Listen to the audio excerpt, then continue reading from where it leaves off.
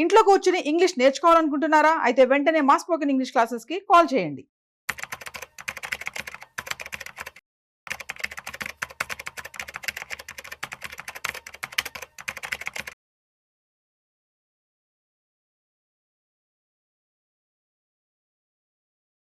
Welcome to Vishnu talks. నేను మీ విష్ణు. ప్రస్తుతం నాతో పాటు founder and CEO of wealth tree group Dasari Prasad గారు ఉన్నారు.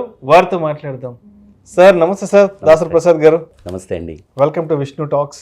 Thank you. రైట్.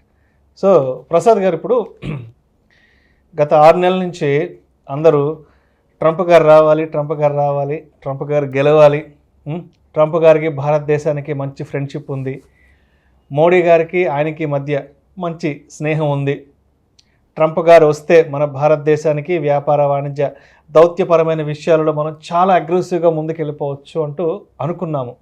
సరే, మొత్తానికి ట్రంప్ గారు వచ్చారు.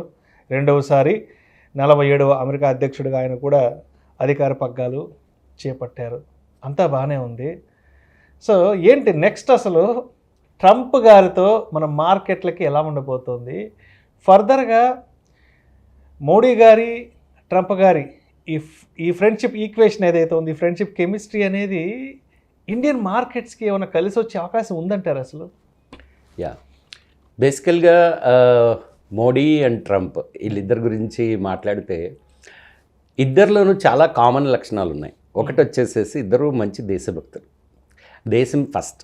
అంటే ఇప్పుడు ట్రంప్ వచ్చినప్పుడు కూడా మీకు ఏ వీడియోలో చూడండి, అమెరికా ఫస్ట్. సో ఇది ఈవెన్ మోడీ గారికి కూడా, మోడీ గారు దిగ్విజయంగా 3 సార్లు ఎన్నికవడానికి కూడా అదే కారణం. అంటే ఒక దేశ నాయకుడికి లేదంటే ఒక రాజకీయ నాయకుడికి ఉండాల్సిన మొదటి లక్షణం తన రాష్ట్రం పట్ల, తన దేశం పట్ల ప్రేమ, భక్తి కలిగి ఉండాలి. అదొకటి. అపార్ట్ ఫ్రమ్ దట్ ఇద్దరిలో ఉన్న ఒక కామన్ లక్షణం ఏంటంటే ఇద్దరు బిజినెస్ మైండ్స్. అంటే బేసికల్గా క్యాపిటలిస్ట్ థింకింగ్. సో బిజినెస్ ఎలా చేయాలి, ఎవరితో చేయాలి, ఎందుకు చేయాలి, వీళ్ళిద్దరికి తెలిసినంత బాగా బహుశా ప్రపంచంలో మిగతా ఎవరికి తెలియకపోవచ్చు. అలాగే చొరవ చూపించడం. అంటే ఏ విషయాన్నైనా అగ్రెసివ్గా వెళ్ళి మాట్లాడి సాల్వ్ చేసుకుని వాళ్ళకు అనుగుణంగా మలుచుకోవడం. ఈ క్వాలిటీలో కూడా మోడీ గారు అండ్ దెన్ ట్రంప్ గారు ఇద్దరు ఒకలానే బిహేవ్ చేస్తారు. ఎలా ఉందంటే మనకు సామెత ఉంటుంది, చూసి రమ్మంటే కాల్చేస్తారు. అంటే అంత ఇన్వాల్వ్మెంట్ ఉంటుంది వర్క్ పట్ల, వాళ్ళ వర్క్ పట్ల తీసుకున్న ఇన్వాల్వ్మెంట్ ఎలా ఉంటుందండి. అపార్ట్ ఫ్రమ్ దట్ ఏంటంటే కొన్ని నెగిటివ్ థింగ్స్ కూడా ఆల్రెడీ కొన్ని చిన్న చిన్న ఇష్యూస్ అనేవి ఇనీషియల్ స్టేజ్లో ఉండొచ్చు. ఎందుకంటే ఆల్మోస్ట్ మన ఇండియన్స్ చాలా మంది అక్కడ ఉన్నారు. ఇప్పుడు 18,000 పీపుల్ ఇల్లీగల్ ఇమిగ్రేషన్లో ఉన్నారని చెప్పి వాళ్ళని పంపించేయాలని ఇమీడియట్ రూలింగ్ పాస్ చేశారు. మన ఇండియన్స్ అయితే ఆల్మోస్ట్ ఒక 50 లక్షల మంది వరకు ఉన్నారు, 5 మిలియన్ ఉన్నారు అక్కడ. సో అలాంటివి చిన్న చిన్న విషయాల్లో ట్రంప్ కొంచెం చాలా స్టాండర్డ్గా వాళ్ళ కంట్రీ గురించి ఆలోచిస్తాడు. అప్పుడు ఇండియా ఎంత మంచి స్నేహితులైనా లేకపోతే ఎవరైనా పెద్ద కొన్నిసార్లు పక్కన పెట్టాల్సి ఇబ్బంది ఉంది. అలాగే టారిఫ్. బేసికల్గా ఏంటంటే అమెరికన్ ఎకానమీ అనేది డీప్ ట్రబుల్స్లో ఉంది. ఎట్లా అంటే బేసిక్గా వాళ్ళ ఫిస్కల్ డెఫిసిట్ హైయెస్ట్ లెవెల్స్లో ఉంది హిస్టారికల్గా. అండ్ ఇన్ఫ్లేషన్ వచ్చేసి 45 years హైలో ఉంది. So this is the first time America is facing this kind of a situation. ఎప్పుడైతే ట్రంప్ రాగానే ఫస్ట్ కనిపించిన అంశాలు అవి. సో ఇప్పుడు నెక్స్ట్ ట్రంప్కి ఆల్టర్నేటివ్ ఏంటంటే టారిఫ్ పెంచి ఎవరి కంట్రీస్ నుంచి డబ్బులు తీసుకోవాలి, ఆయన ఖజానాను పూడ్చుకోవాలి. ఇది ట్రంప్ గారి ఉద్దేశం. ఆ ప్రాసెస్లో మన ఇండియాలో కూడా చాలా టారిఫ్స్ ఉన్నాయి. లైక్ మనం చాలా మనీని మనం టారిఫ్స్ రూపంలో సంపాదిస్తాం మనకి ఇంపోర్ట్ చేసే వాళ్ళకి. సో ఆబ్వియస్లీ ఏంటంటే ఒక రకమైన అండర్స్టాండింగ్కి ట్రంప్ మోడీ ఇద్దరు వచ్చి అది కూడా మన మీద అంత ప్రభావం చూపించకుండా ఉండే అవకాశాలు అయితే గ్యారంటీగా ఉన్నాయి.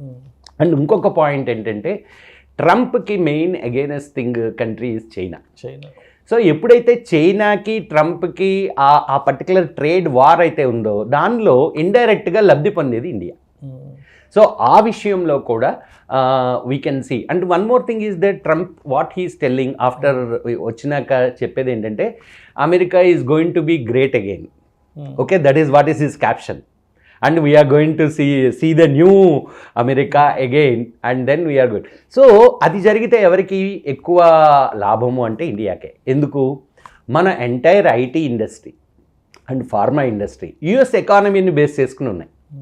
యుఎస్ ఎకానమీ కనుక గ్రో అయితే మన కంపెనీస్కి బోల్డెన్ డబ్బులు వస్తాయి. అవునవును. సో ఆబ్వియస్లీ అతను ఏ రకమైన స్టెప్స్ తీసుకుని యుఎస్ ఎకానమీని గ్రో చేసినా అది ఇండైరెక్ట్గా మన ఇండియన్ కంపెనీస్కి, మేజర్ కంపెనీస్కి. So you take most of the top Nifty 50లో ఫార్మా అండ్ ఐటీ బోల్డెన్ని కంపెనీస్ ఉన్నాయి.